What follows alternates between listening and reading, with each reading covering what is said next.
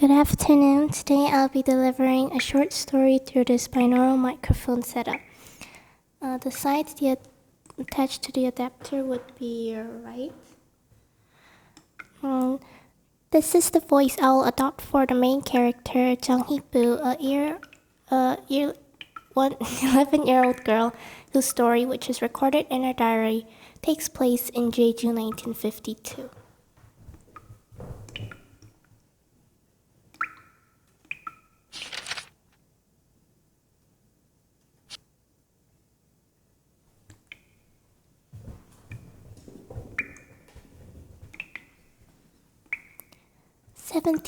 February 17th, 1952. In the morning, the rumors of soldiers sabotaging our nearest neighboring town reached my family. The threat frightened all the elders, and the alarmed families became desperate to protect each other. My mom and my little brother left our home with our townspeople to escape the attacks from the soldiers.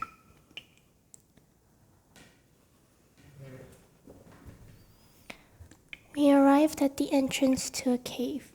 The sharp rocks were guarding the small hole, scratching the people as each of us climbed inside.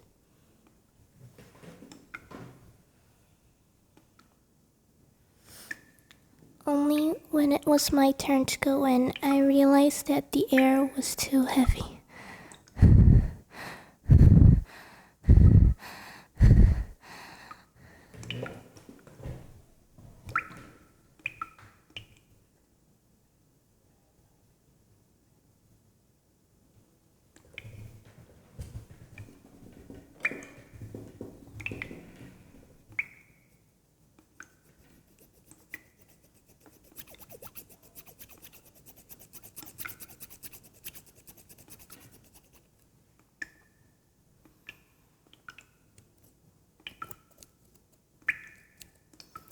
'A colony of bats abruptly flew towards us.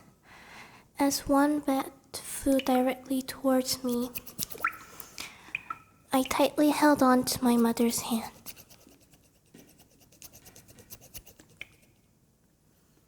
Shaking vigorously, I closed my eyes as the icy wind engulfed me.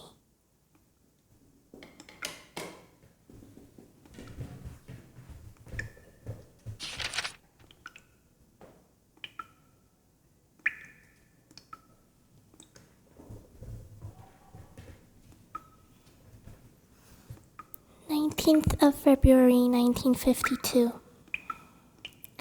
We barely had anything to eat for days, and I was growing weaker and weaker. I could barely open my eyes while my stomach constantly rumbled.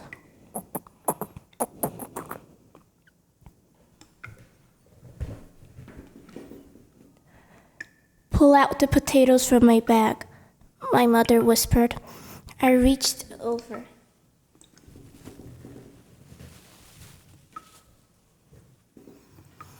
and took the potatoes out. Only two? Tears began to well up in my eyes from despair. But I had to force myself to calm down. It would only make me more hungry.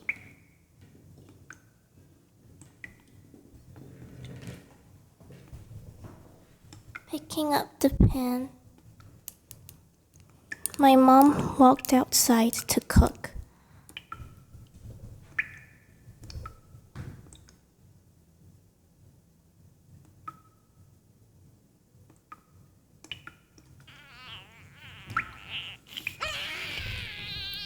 Then my baby brother began to cry.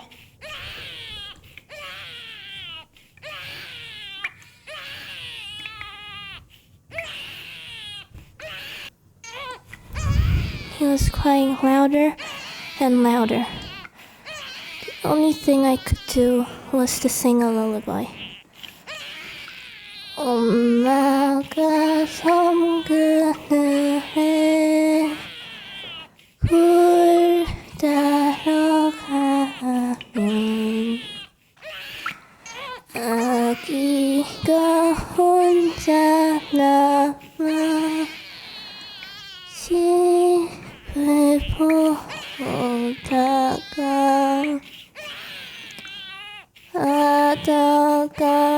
불러주니 작은 노래 할배고 흐르는 잠이 듭니다.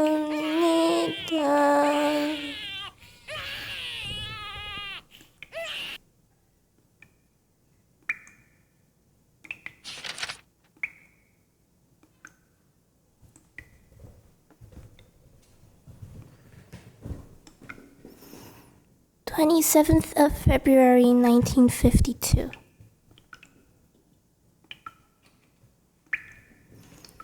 We all woke up startled by the noise from outside the cave.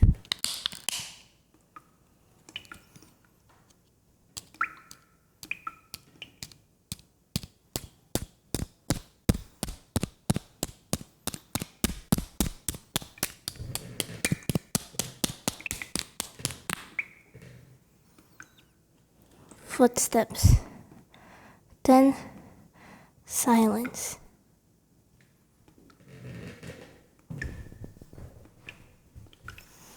My body froze, and every muscle tensed up. I was petrified. We were all petrified.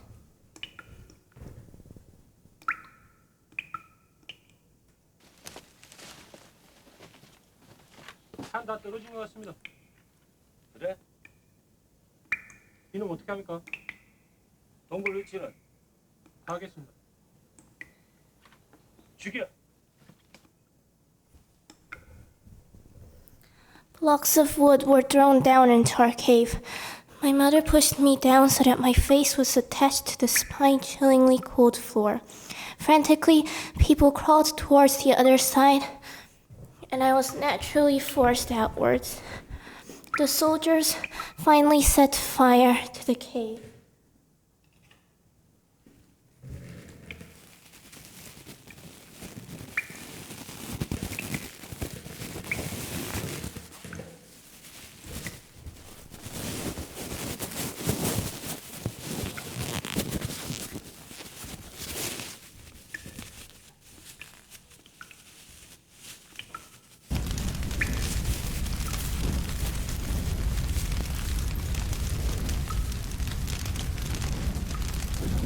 The crackling sounds of the fire left my ears drumming for hours.